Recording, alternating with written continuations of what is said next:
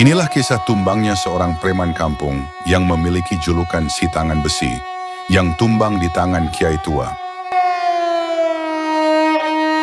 Di sebuah kampung kecil yang terpencil, hidup seorang preman yang sangat ditakuti oleh warga.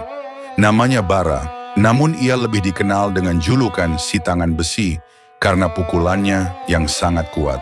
Setiap hari kerjanya hanya memalak, memeras, dan menakut-nakuti orang-orang. Selain itu, ia juga gemar mabuk-mabukan hingga sering membuat onar. Namun, ada satu hal yang paling dibenci oleh Bara, suara azan dan segala bentuk ibadah.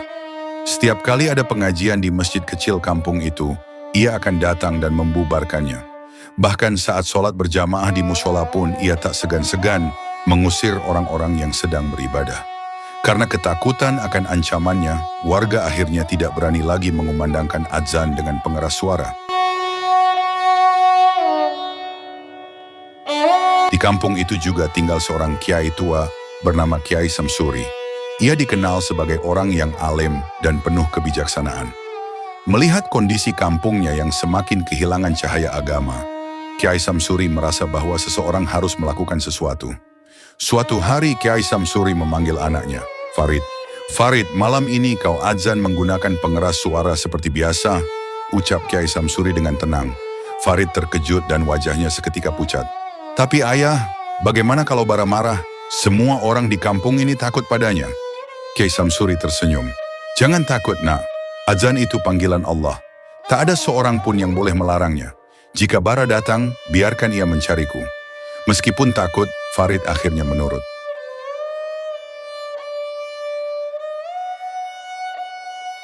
Saat waktu sholat maghrib tiba, ia berdiri di depan mikrofon dan mengumandangkan azan dengan suara lantang.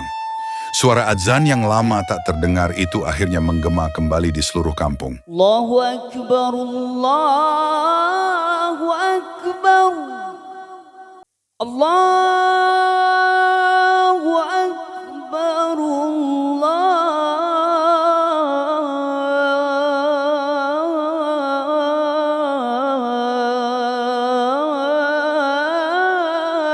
Akbar.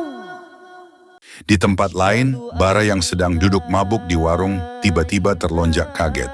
Ia mengernyitkan dahi, merasakan kemarahan membuncah dalam dadanya. Dengan penuh emosi, ia melempar botol minumannya dan bergegas menuju mushola. Sesampainya di sana, ia melihat Farid masih menyelesaikan azan. Dengan geram, Bara berteriak, "Siapa yang berani-beraninya melawan perintahku?"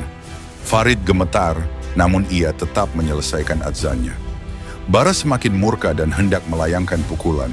Namun sebelum tangannya mengenai Farid, tiba-tiba Kiai Samsuri muncul dan menahan tangannya dengan satu jari saja. Mata Bara melebar. Ia berusaha menarik tangannya, tapi seperti ada tenaga tak terlihat yang menahannya kuat. "Bara, apa yang kau lakukan selama ini sudah keterlaluan. Kau telah menghalangi panggilan Allah," ucap Kiai Samsuri dengan suara lembut, namun penuh wibawa. Bara menggeram, namun tubuhnya terasa kaku. Keringat dingin mulai mengalir di dahinya. "Apa-apaan ini?" "Ini adalah peringatan dari Allah, Bara. Bertobatlah sebelum terlambat," lanjut Kiai Samsuri. Tiba-tiba tubuh Bara gemetar hebat, dan tanpa ia sadari, air matanya mulai mengalir.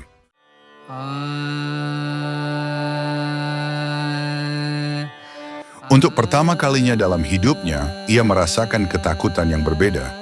Bukan ketakutan karena manusia, tapi karena sesuatu yang jauh lebih besar.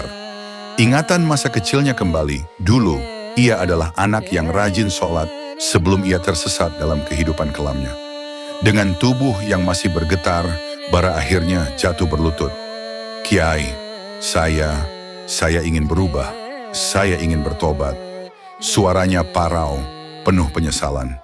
Kiai Samsuri tersenyum bijak. "Allah selalu membuka pintu taubat bagi hambanya. Kembalilah ke jalan yang benar." Sejak malam itu, Bara meninggalkan kehidupannya yang kelam. Ia berhenti memalak, berhenti mabuk-mabukan, dan mulai mendekatkan diri kepada Allah. Kampung yang dulu diliputi ketakutan kini kembali damai. Suara azan kembali menggema setiap hari, mengingatkan semua bahwa cahaya kebenaran tak akan pernah padam.